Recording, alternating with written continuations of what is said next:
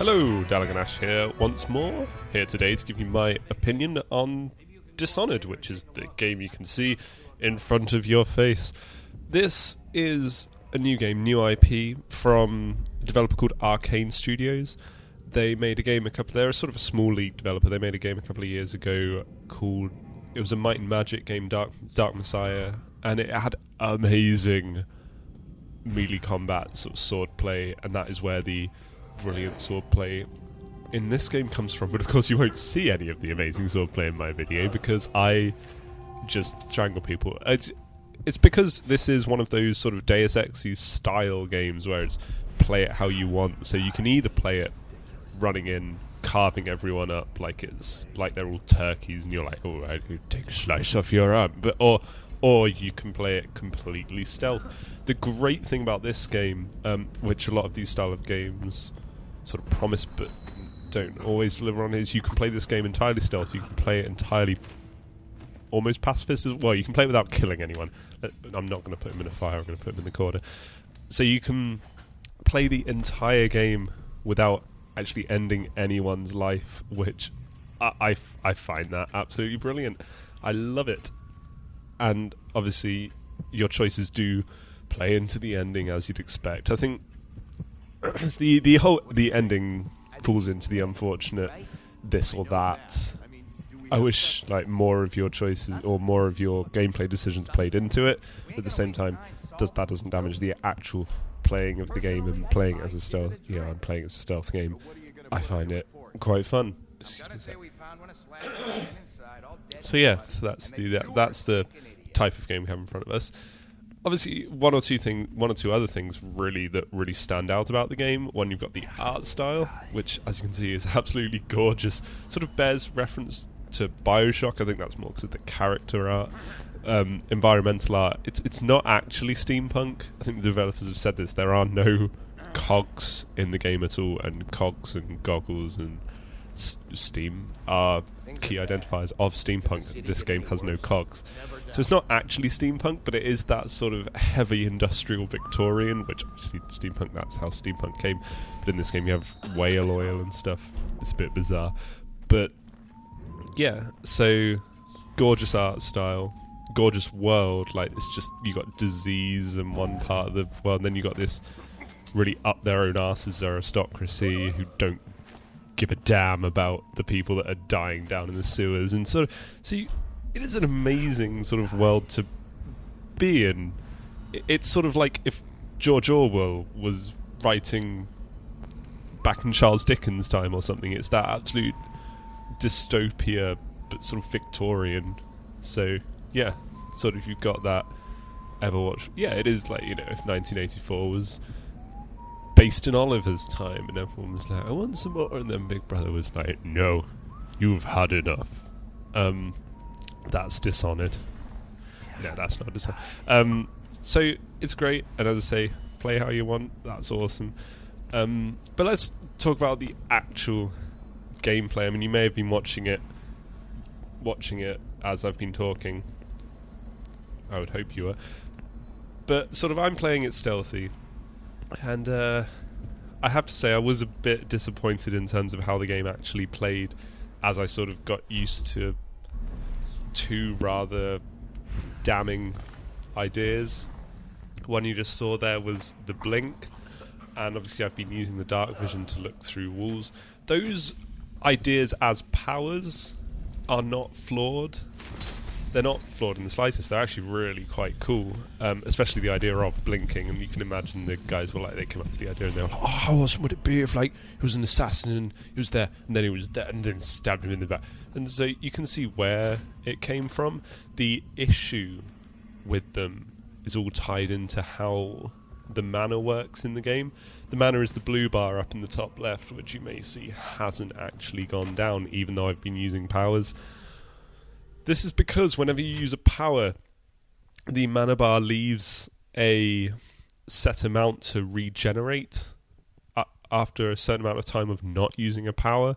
The bizarre thing is, if you blink, the amount it regenerates is exactly the same as the blink uses, and you will always, no matter what spells you're using, you will always be left with a chunk at the bottom of the mana bar which is big enough for a blink.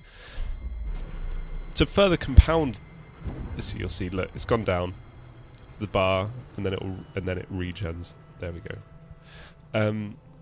To compound that problem, you have what's called the dark vision, which is what you saw me using to look through the walls and see the enemies through the walls. The issue there, dark vision also only uses that chunk, that blue chunk. And then the bizarre thing is that it uses that blue chunk, and then it will regen its blue chunk before the dark vision runs. You don't have to turn off the dark vision to regen the blue chunk.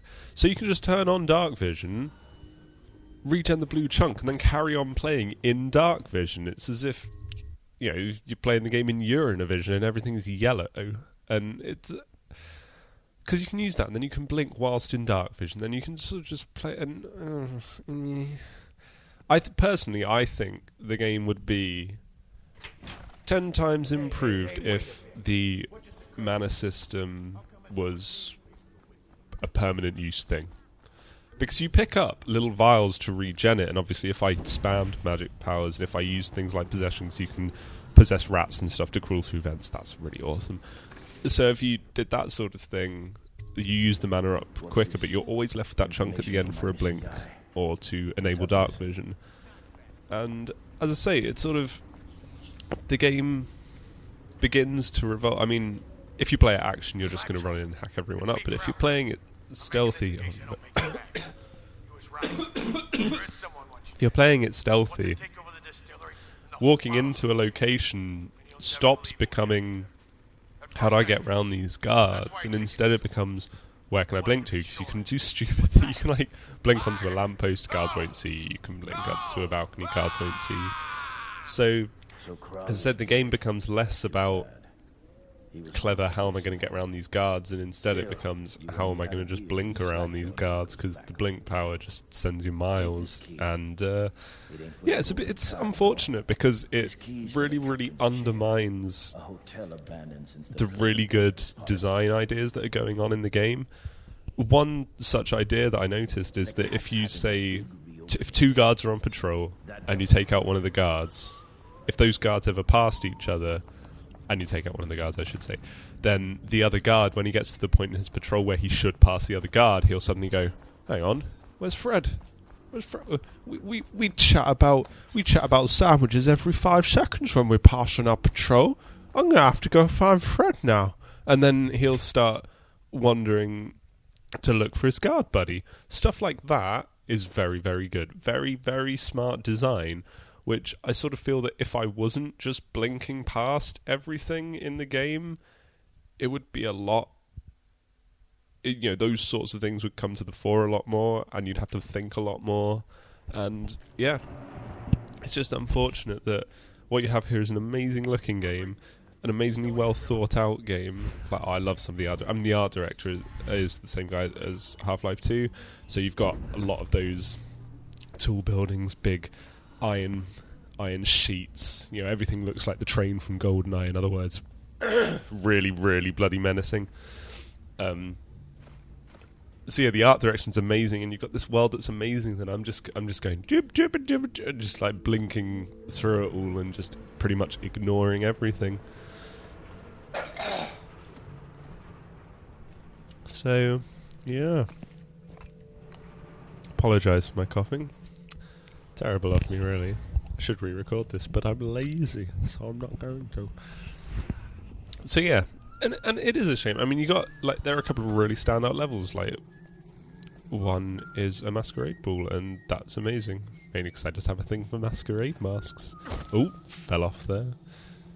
But again, it's like, because I'm playing stealthy, health isn't really an issue. And I mean, I'd spent half the game walking around with 10 health vials and 10 mana vials, just going, has no use for this. Which is also why I feel that the mana should just be a permanent use thing, because I had so many mana vials. I'm like, I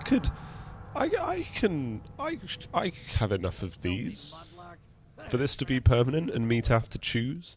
Because if I had to choose when I could... Oh, pause it there for a second. If I could choose... Sorry, rather. Oh, look at this. This is good. This is super stealth. These guys don't know anything. Oh, that's me failing. Look at that. What? How did I get away with that? How? He's not even like aggressive to me. He's being aggressive to her, and I'm just failing to strangle him. Interesting. Yeah. So the mana could be a permanent thing. So as I say, I had so many mana bars, and if it was a permanent thing, you would enter a situation and you would say, do I need to blink? Instead of going, where am I going to blink to? Suddenly it would become, do I need to blink? Do I need to do this? And you know, if Dark Vision used it up permanently, that would be fine as well. I honestly think. And then you'd have to explore the levels more, because you'd have to explore them more to get more vials if you started running out of mana. Everything about this game, all of my issues would be fixed if mana use was permanent. And I don't know. I don't think it's like that on the hard difficulty, because I did try playing it on the hard difficulty, but I found that the enemies all suddenly became freaking Professor X, and they would just like see you out of nowhere, and you'd just be like, ugh. You know, stealth. In my opinion, in stealth game, if a game is going to be designed to be played stealthily, like this game is, it is a stealth game if you want it to be. Enemy AI should be malleable, it should be easily fallible, and just on hard, I did not find... I'm being chewed on by like rats nibbling on my toes there. Rats play a big part of this game. I just... Oh, bloody hell, they're really doing a number on me. Yeah, anyway, I just think that the mana system should have been different. That is my overriding issue with this game. I just think the mana undermines the core gameplay, and to that extent sort of my enjoyment of the game was impacted because of that. I had one friend saying, well, just don't blink. Well, I'm not just going to not blink. If a developer's going to give me a stupidly overpowered power, I'm going to abuse it, because that's what we do as gamers. Well, there's the game telling me that I can enter a building in several different ways, which is again one of the outstanding things about the game. If I didn't just blink everywhere. And there are a couple of levels that are really fun to sort of infiltrate underneath as an animal. But largely it's blinking. I found that some of the entrance points were a little bit sort of too obvious in this game, like sort of as opposed to the original Deus Ex. But then I guess when you look back at it, the original Deus Ex had the advantage of having not so good graphics, which meant everything was a bit more muddled. I don't know. I mean, that game was like really intelligent, really smartly designed, and had loads of ways to do everything and hit a lot of things. Whereas in Dishonored, you get a lot of... Even when you have a choice to do something, it'll be like, here's a menu for your choices. And it's like, okay, that's fine, I guess. Which, at least, this game gives you a lot of choices, and it's a bit smarter than Human Revolution in that regard. Taiwan, like Human Revolution, Taiwan Medical Building, why couldn't I kill that bin or knock her out up in... Doesn't matter. So Dishonored, great game, just unfortunately undermined by gameplay quibbles. So yeah, that's what I think. It's a game worth playing, definitely, if you are interested in it, because it's a world worth seeing at the end of the day. But yeah, so do you agree or do you disagree? So just pop a little comment down under the video if you do or if you don't, and then don't forget to... I don't know what that guy was doing. Don't forget to give me a little like or a dislike, because unless I get those, I have no idea if people actually have interest in what I'm doing. So yeah, go play Dishonored and come back and tell me what you think. Cheers.